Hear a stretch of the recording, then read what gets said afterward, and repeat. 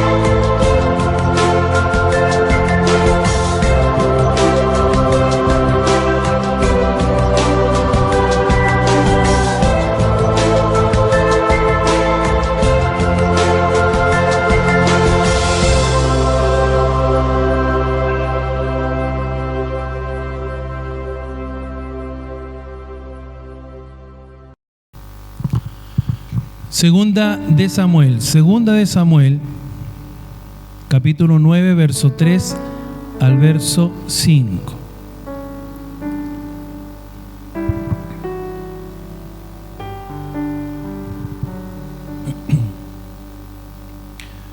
Bien, si tenemos la lectura decimos amén. Y la palabra del Señor dice así: el rey le dijo: ¿no ha quedado nadie de la casa de Saúl a quien haga yo misericordia de Dios? Y Siba respondió al rey: aún ha quedado un hijo de Jonatán, lisiado de los pies. Entonces el rey le preguntó: ¿dónde está? Y Siba respondió al rey: he aquí, está en casa de Maquir, hijo de Amiel, en Lodebar. Entonces envió el rey David y le trajo de la casa de Maquir, hijo de Amiel, de Lodebar.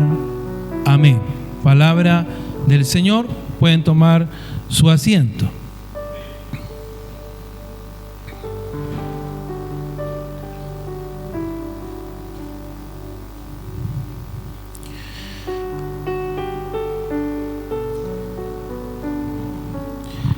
El tema, hermano, que vamos a ver en esta noche tiene por título: el rey te mandó a llamar. Hay una historia, hermanos, antes de entrar al mensaje, hay una historia de una pequeña niña problemática, por cierto, no era muy tranquila. Y a la hora, hermanos, de las comidas, y en especial cuando llegaba visita a la casa de sus papás, era, hermano, de tener que pasar ciertamente a la mesa, ¿no es cierto?, a comer, a servirse algo, y no encontrar un lugar disponible donde era su lugar preferido. Porque siempre los niños tienen su lugar preferido, siempre se sientan en el mismo sector. Pero esta niña se encontró que, como había visita en casa, fue a buscar su lugar preferido y no lo encontró. Ese lugar que quizás no tiene la marca como la marca de la silla del salón de clase. ¿Se acuerda usted que cuando estaba en clase marcaba su silla? Ya sea le hacía un dibujo, una marca, cualquier cosa, o una goma de mascar debajo de la silla, pero algo tenía la silla donde usted se sentaba. Y era el lugar, ¿no es cierto?, de preferencia.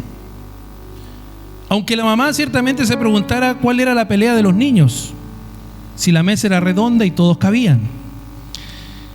¿Y dónde terminan, hermano, estos niños? ¿Dónde terminan estas niñas cuando esto sucede?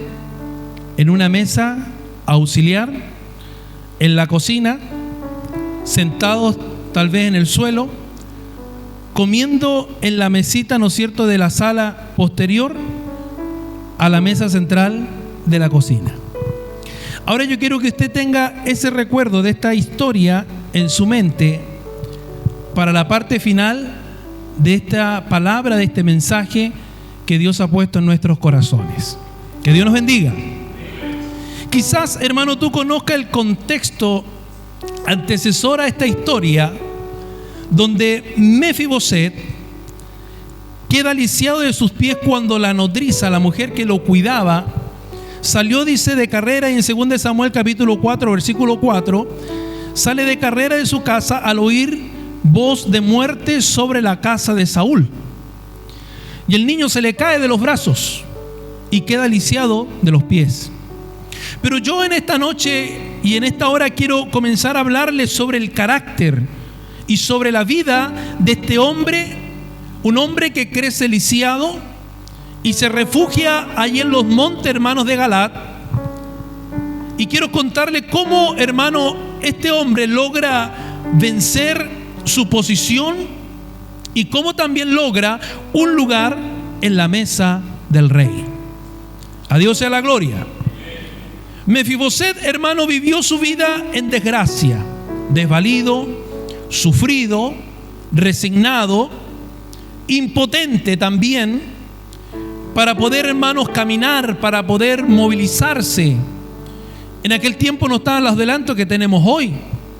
Hoy hay hasta silla de ruedas, ¿no es cierto?, con batería, que lo pueden manejar ahí con una especie de joystick. Se transforman en pequeñas motos, ¿no es cierto?, en que pueden moverse las personas que son lisiadas. En aquel tiempo no existía, hermano, lo que hoy nosotros tenemos. Era más complejo, era más complicado. Alabado sea el nombre del Señor. Las mismas muletas que usan hoy, ¿no es cierto?, las personas que son lisiadas o inválidas, no eran las mismas muletas, hermanos, de aquel tiempo. Todo, hermano, era distinto, todo era diferente. Fue un hombre, hermano, Mefiboset, escaso. Fue un hombre que no tenía heredad, no tenía quien le dejase a Mefiboset, hermano, una herencia. Vivía en una casa que no era su casa. Vivía con un varón llamado Maquir. La economía era una economía inestable. Sin contar, hermano, con toda la vergüenza y su tristeza emocional al ver la condición de la muerte de su padre y de su abuelo. Pero existía, hermano, un hecho aquí trascendental, que fue el pacto de su padre, por el cual la misericordia de Dios sería derramada sobre la vida de este hombre, y el precio que activó y se aceleró, hermano, este pacto fue la muerte de Saúl. Entonces, hermano, fue necesario, si nosotros vamos a la historia, fue necesario, hermano, que Saúl muriese para que el rey fuese inquietado a hacer misericordia por Mefiboset. Hoy yo le hago a usted una pregunta: ¿anhelas o necesitas hoy la misericordia de Dios? ¿Anhela usted o necesita usted hoy la misericordia de Dios? Entonces, ¿está dispuesto a dar muerte a ese Saúl que lleva por dentro? Si anhela la gracia, si anhela la misericordia, ¿está dispuesto a dar muerte al Saúl que lleva por dentro? Pero tal vez te dirá: pero hermano, ¿cómo me va a comparar con Saúl si yo me parezco más como David? Podrá, ¿no es cierto?, decir usted: permítame avanzar. Y usted me dirá más adelante: pero analicemos, hermano, 3 conductas que llevaron a la muerte a Saúl. Y puede estar bloqueando el mover de lo que es la misericordia de Dios sobre nuestras vidas.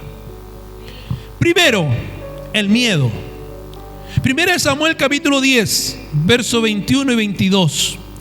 Cuando el profeta Samuel dice que convocó al pueblo para proclamar a Saúl como rey, quien había sido escogido de la tribu de Benjamín, dice la palabra que estaba escondido, muerto de miedo.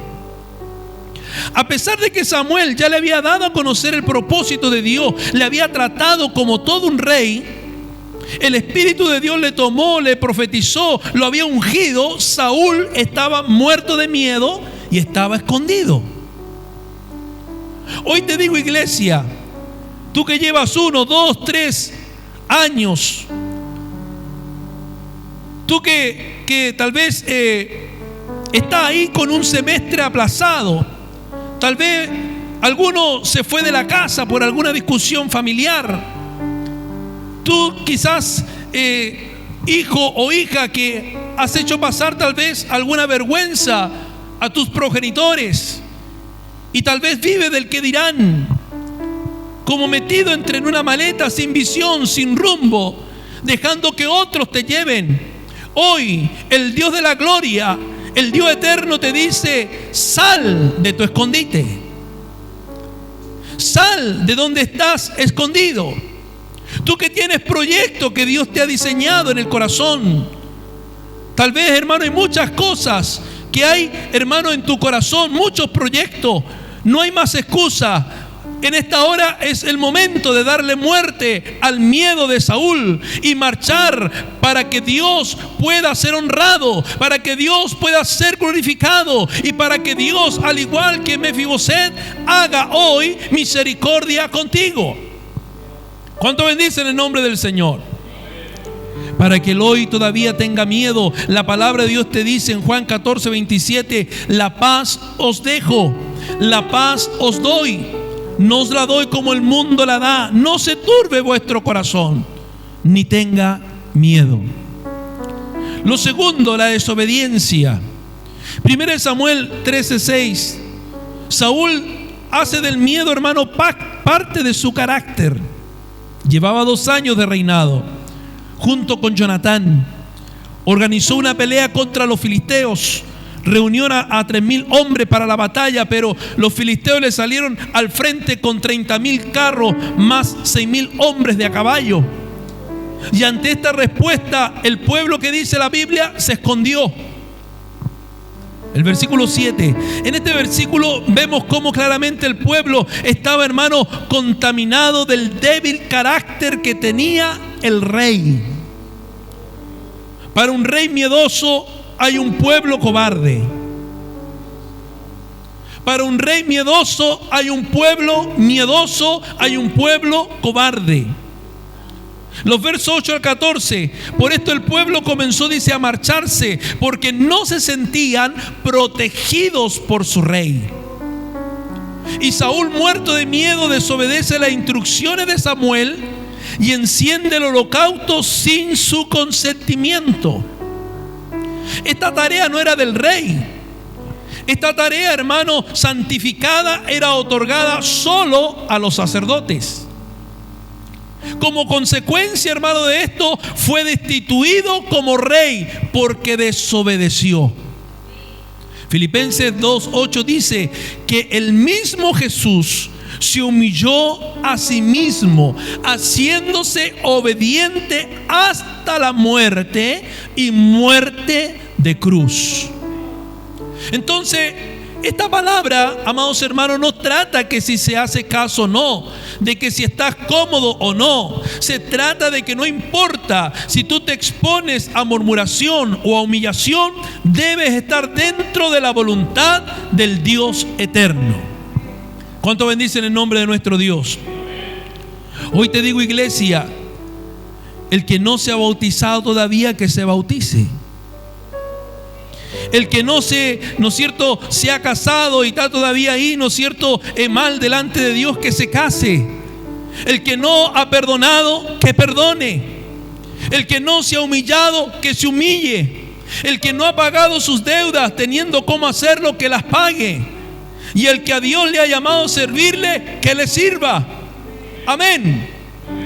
Obedeciendo hasta la muerte. ¿Cuánto alaban a Dios, hermanos? Lo tercero, hermano, que había era incredulidad. 1 Samuel 15:3. Saúl hace de la desobediencia parte de su carácter. Debía destruirlo todo, pero él hizo como quiso. Dios le dijo: destruye todo, no traigas nada, no dejes nada en pie, todo tiene que ser destruido. Pero Saúl fue más misericordioso que Dios y volvió a desobedecer a Dios, la desobediencia. Versos 10 y 11. La consecuencia fue que Dios le pesó haberlo puesto como rey. Y como a Dios le pesó haberlo puesto como rey en Israel, dice que Dios se apartó de Saúl. Qué triste, ¿verdad? Dios lo llamó, Dios lo escogió, Dios lo puso en el trono, Dios le dio el respaldo, pero sin embargo ahora Dios le pesa en su corazón haberlo puesto como rey sobre Israel por causa de su desobediencia. Y por causa de la desobediencia, Dios se aparta de Saúl. Y cuando Dios se aparta de Saúl, un espíritu malo entra en el rey. Alabado sea el nombre de nuestro Dios. Al no escuchar la voz de Dios, Saúl, desesperado, hermano, al momento de enfrentar sus batallas contra los filisteos, fue en busca de la adivina de Entenor. Mire dónde fue a parar Saúl. Ya no estaba buscando el Espíritu de Dios. Ya no estaba, hermano, buscando la dirección de Dios. Ya no estaba buscando al Dios que le había puesto en el trono. Ahora estaba buscando una adivina de Endor para ver si Samuel le hablaba. Bendito sea el Señor. 1 Samuel 28, 6 y 7. Saúl hizo la incredulidad parte de su carácter. Hay tres actitudes, hermanos: miedo, desobediencia y incredulidad.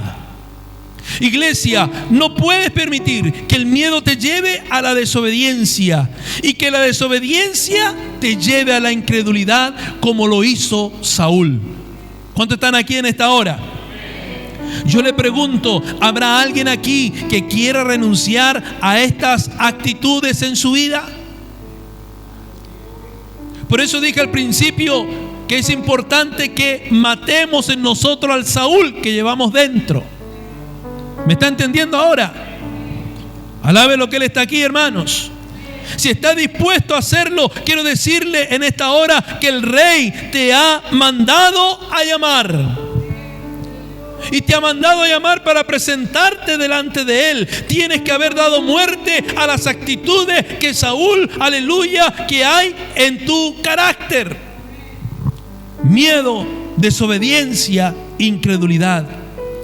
Quiero decirte que de la misma forma que la muerte de Saúl activó lo que fue el pacto de David y Jonatán, provocó la misericordia hacia este lisiado que no tenía futuro, que no tenía esperanza. De la misma forma, el Padre, hermano, propició un pacto que fue activado por la muerte de nuestro Señor y Salvador Jesucristo. Y si tú renuncias hoy a estas conductas, la misericordia de Dios será derramada sobre tu vida. Existe un pacto de Dios. Regresemos a Mefiboset. Quizás hoy te sientes como este hombre. Veamos cómo fue ese encuentro entre David y Mefiboset. Segundo de Samuel 9, 4 y 5 dice la palabra que fue el rey David quien envió por Mefiboset.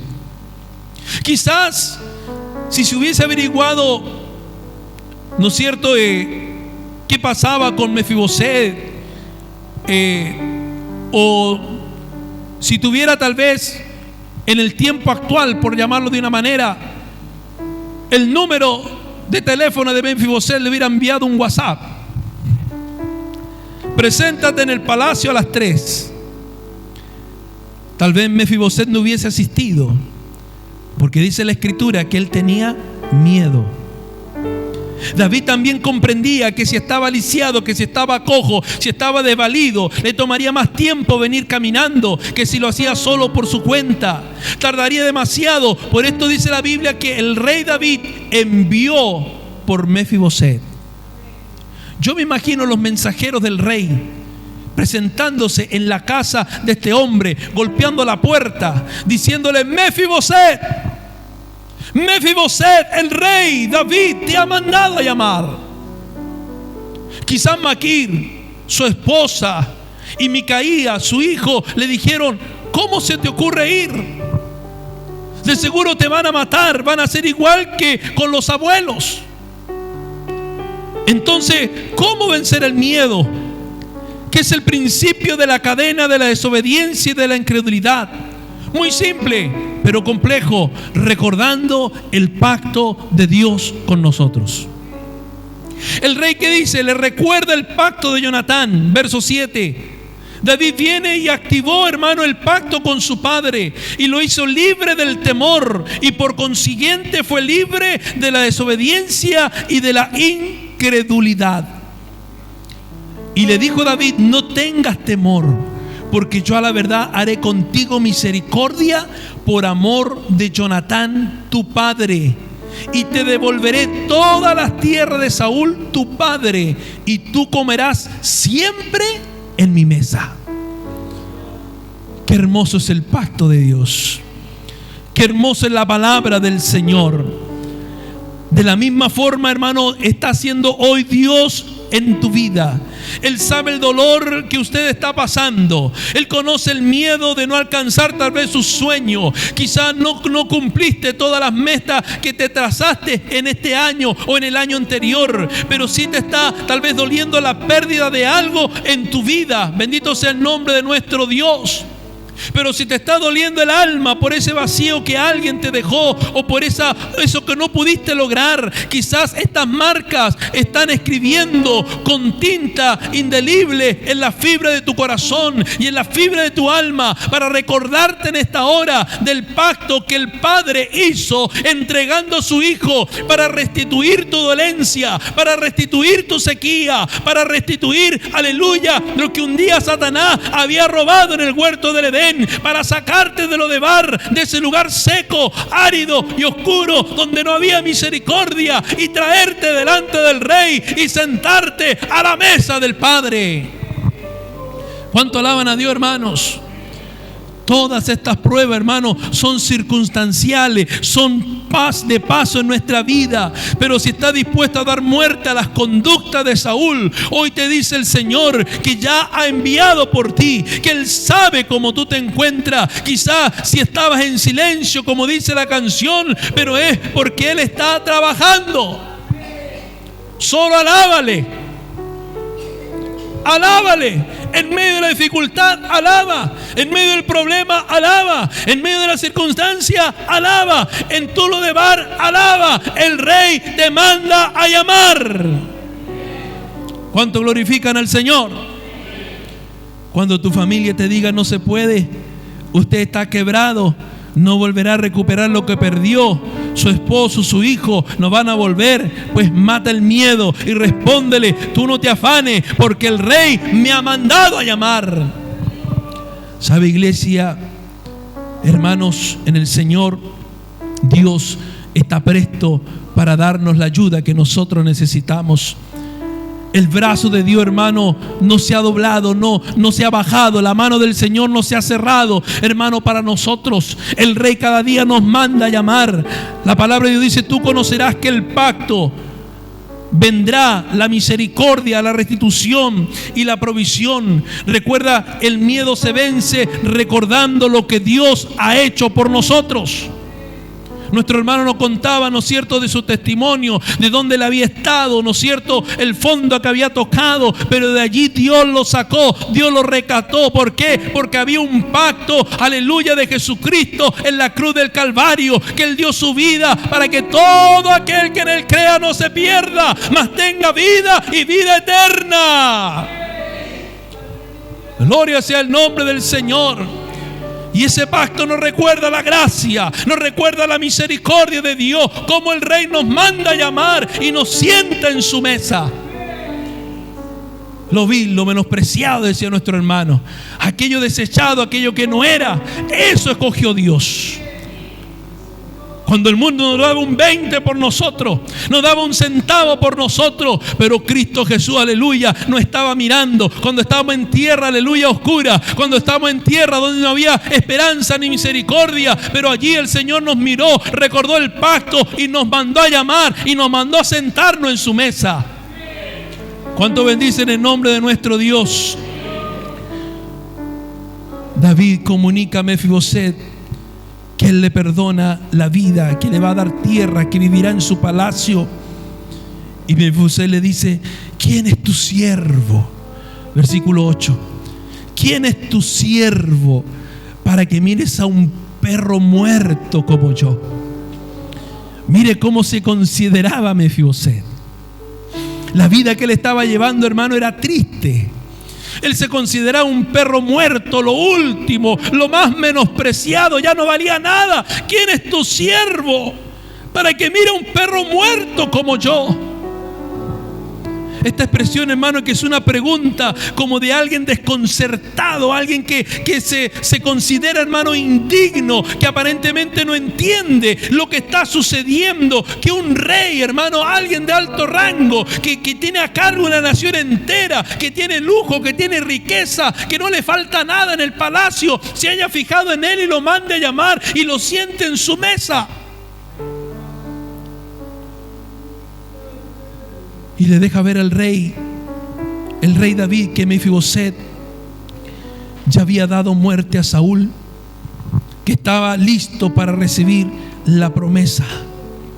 Él pudiese haberle contestado: ya era hora que se hiciera justicia, yo me lo merecía. Tal vez podríamos pensar que Mefiboset le hubiera contestado eso, ¿no? Ya era el tiempo de que se haga justicia. Todo esto yo me lo merezco. Siempre la conciencia lo atormentaba. Se había demorado, pues yo soy el único heredero del rey Saúl. Pero yo puedo ver en esta expresión, hermanos, de Mefiboset, del versículo 8, una aceptación por parte de Mefiboset de que en su vida ya no existía cosa alguna, ni de sangre ni de espíritu, que lo pudiese, hermano, conectar con Saúl. Él no reclamó ni por sangre, él no reclamó ni por heredad. David entonces entiende por el espíritu que Mefiboset está listo y pasa de la promesa al hecho. Y aquí en este punto, hermanos, se encuentran hoy muchas personas. Muchos tienen promesas de Dios, pero nada que la ven cumplirse. A Mefiboset no se le dio cualquier tierra, se le dio una tierra que producía para sostener a su hijo y a toda la familia de su siervo Siba. 15 hijos, 20 siervos. Y se le aseguró el futuro de toda su descendencia. En otras palabras, se le dio una gran empresa a Mefiboset. Pero hoy quiero decirte, iglesia, que si has decidido dar muerte a las conductas de Saúl que llevas dentro, Dios derramará de su misericordia sobre tu vida. Y esa misericordia no solo te restituirá, te dará la provisión, sino que afectará a toda tu generación. ¿Cuánto alaban a Dios, hermanos? Esa misericordia, esa bendición no solo será para ti, será para tus hijos, para tus nietos, para tus bisnietos, para tus tataranietos, para toda tu generación. Dios hoy está reconstruyendo tu economía, pero también está construyendo, hermano, otras cosas que estaban ahí, hermano, stand-by en tu vida. Dios ha venido para restituir todo lo que el diablo un día te robó y te quitó y te lanzó a lo de bar. Pero Dios, aleluya, ha estado mirándote y el rey hoy te ha mandado a llamar. Tenemos hoy una ventaja sobre Mefiboset. Este hombre vivió toda su vida en sequía, sin esperanza, porque él no era conocedor del pacto de su padre con David, el pacto que había entre Jonatán y David. Jonatán era el padre de Mefiboset, Saúl era el abuelo. A diferencia suya y mía, nosotros somos conocedores del pacto que hizo el Padre a través de su Hijo, para sacarnos de la miseria, para sacarnos de lo de bar. Ya es hora de salir del yugo de la esclavitud, ya es hora de salir de la sequía espiritual y de la tierra árida, porque el Rey nos ha mandado a llamar. Yo no sé si usted está entendiendo lo que Dios quiere hablarle en esta noche. Y no solo eso, el Rey hoy te sienta en la mesa de palacio y te da el estatus del Hijo del Rey. Mire qué hermoso, hermanos. Qué hermoso, qué maravilloso. En la mañana hablábamos, estudiando Gálatas 4, cómo el Señor nos hablaba lo mismo, de que Él nos da el estatus de ser hechos hijos de Dios y herederos de Él. Bendito sea el nombre del Señor. Él nos da un estatus, hermano, de ser hechos hijos de Dios, hijos del Rey. Por eso que usted no es cualquier persona. No tiene por qué, hermano, menoscabarse. No tiene por qué mirarse en menos. Usted es una hija del Rey. Usted es un hijo del Rey. Amén. Y cuando usted logra ese estatus de hijo, tú pides y se te da. Amén. Usted como hijo pide y el Padre le da. Usted pide y se le da. En la mesa es donde se presentan los nuevos proyectos al Padre, donde se toman las decisiones trascendentales para la vida, para la familia, donde el Padre habla, aleluya, contigo cara a cara. Cuando te sienta a la mesa, nadie te recordará tu auto, la casa que perdió, el desprecio de la gente, porque el mantel de la mesa cubrirá todo tu pasado. La sangre de Cristo nos limpia y nos lava de todo pecado. El Rey dice: no me importa lo que te hayas hecho ayer, no me importa lo que hayas hecho en esta mañana. Hoy yo te mandé a llamar. Hoy yo estoy haciendo misericordia contigo. Hoy yo he puesto esta mesa, la he servido y te he sentado en mi mesa para que comas conmigo y para que vivas en mi palacio. La sangre de Cristo nos limpia y nos cubre de todo pecado y de toda maldad. Bendito sea el nombre de nuestro Dios. Recuerda la historia al principio. Quiero decirle, iglesia, que a partir de hoy comprendas que esta palabra y que la escribas en tu corazón. Ya no pelearás por un puesto en la mesa como la historia de esa pequeña niña. Siempre habrá un lugar reservado para ti en la mesa del Rey. Querida hermana, siempre habrá un lugar reservado para usted. Joven, señorita, corista, adulto, siempre habrá un lugar reservado en la mesa del Rey. David siempre tuvo un lugar en la mesa de Saúl, seguramente al lado de Jonatán. Y esto también, hermano, te manda a que tú hagas misericordia por otros. ¿Qué te puede hacer falta si vives en la casa del Rey? Hermanos, ¿qué nos puede hacer falta si vivimos en la casa del Rey? ¿Qué nos puede faltar? En la casa del Rey hay de todo. Hay pan, hay comida, hay agua, hay restitución, hay una herencia incorruptible. ¿Qué nos puede faltar en la casa del Padre? El hijo pródigo un día tomó su herencia y se fue lejos de la casa de papá. Y todo lo malgastó, todo lo desechó y se encontró un día apacentando cerdos. Y deseaba, dice, comer lo que los cerdos comían. Tenía hambre, pero no tenía con qué saciar su hambre. Pero mira al cielo y recuerda y dice: bueno, en la casa del Padre, en la casa de mi papá, había de todo. Allá hay de todo y yo aquí estoy pereciendo de hambre. Me levantaré, dijo él, pensó, me levantaré e iré a mi padre y le diré: Padre, he pecado contra el cielo y contra ti. Y comenzó su camino hacia el regreso a la casa del Padre. Y allí estaba el padre que salía todos los días a la puerta de su casa a mirar ese camino polvoriento para ver si un día aquel hijo mal agradecido se había ido y retornaba a casa. Y un día de esos tantos que el papá salió a mirar ese camino, vio a lo lejos un hombre tal vez chascón, un hombre tal vez que parecía un pordiosero. Pero a medida que se va acercando, él comienza a mirarlo mejor, detenidamente. Tal vez se refriega los ojos, estoy parafraseando la historia, ¿no? Tal vez se refriega los ojos y vuelve a mirar y luego se da cuenta y dice: ese es mi hijo. El que un día salió bien vestido de este lugar es mi hijo. Corrió hacia él, lo abrazó y lo besó. Y el hijo le dijo: Padre, he pecado contra el cielo, contra ti. No soy digno de ser llamado tu hijo. Hazme como uno de tus jornaleros. Pero el padre lo besó. No importó cómo venía, maloliente, chascón, barbudo, tal vez a pies descalzos, con la ropa sucia. No le importó. Lo abrazó, le besó, porque era su hijo. Y le puso el mejor traje, le puso un anillo en su dedo, preparó, ¿no es cierto?, la mesa, mató al becerro más gordo y hizo una fiesta porque su hijo, que un día se había perdido, hoy había regresado. Siempre habrá un lugar en la mesa de papá. Bendito sea su nombre. Siempre habrá un lugar en la mesa del Padre para ti, que estás necesitando en este día. Anhela la misericordia de Dios. Yo hoy te digo: ven y preséntate con tu Saúl muerto, porque el Rey te ha mandado a llamar.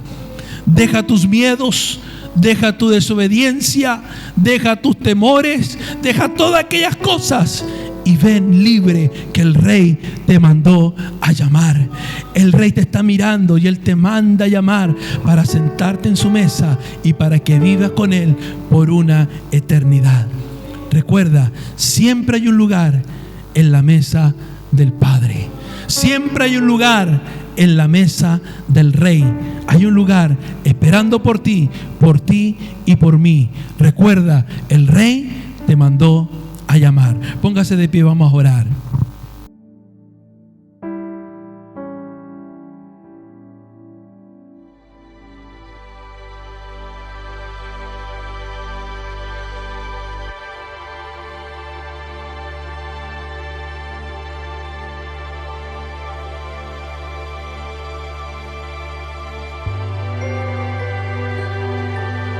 Dios está llamando a sus hijos a volver a la esencia, a reflejar el cielo en la tierra, a un lugar donde no hay contaminación, donde lo vil no puede llegar.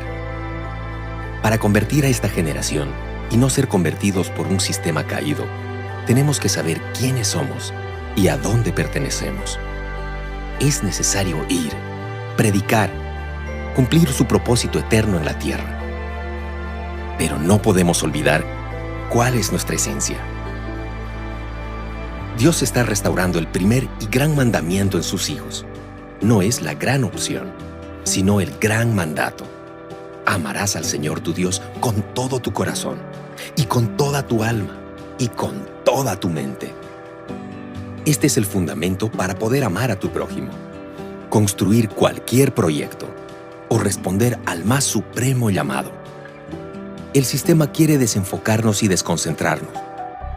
Pero Dios, a los que escuchen su voz, los hará una generación de solo una cosa.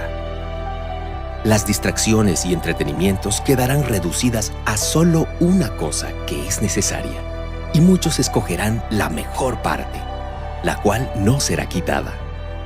Esta sola cosa es un cuadro con dos colores. Es la intimidad con Dios y la manifestación del reino. Los placeres inferiores de este mundo se opacarán ante intimar con Jesús. Es en este punto de pasión por el corazón de nuestro amado, donde las armas espirituales son recargadas para cumplir la misión divina. Sin flecha, el arco no sirve. Sin intimidad, el llamado es inefectivo. La iglesia no son paredes, son hijos e hijas del Dios vivo que manifiestan su gloria en todo lugar. La intimidad con Dios no es un mover ni un mensaje contemporáneo. Tampoco son determinadas canciones, es un lugar donde debemos decidir habitar cada día. La presencia de Dios es el lugar a donde pertenecen todos aquellos que fueron alcanzados por su amor eterno. Es la tierra donde cada semilla incorruptible es plantada y da fruto abundante. Es allí donde somos procesados para que la esencia correcta salga de nosotros y se manifieste. Existe un lugar donde los ruidos de las urgencias cotidianas no opacan la dulce voz del Espíritu. Allí los relojes no tienen agujas. No es el tiempo el que controla, sino la eternidad. Un lugar donde encontramos cascadas de placer superior y fuentes de gozo eterno. Allí el smog de la religiosidad no existe y se respira aliento de vida que sacia nuestro interior. Nuestros ojos son sanados por lo bello y nuestra mente cruza los límites de lo que pedimos o entendemos y podemos ver más allá. El sol es su gloria y todo lo ilumina y lo calienta. Todo lo que es reflejado por esa gloria es hermoseado. Y los que son expuestos cara a cara al sol de justicia lo comienzan a reflejar. Es allí donde pertenecemos.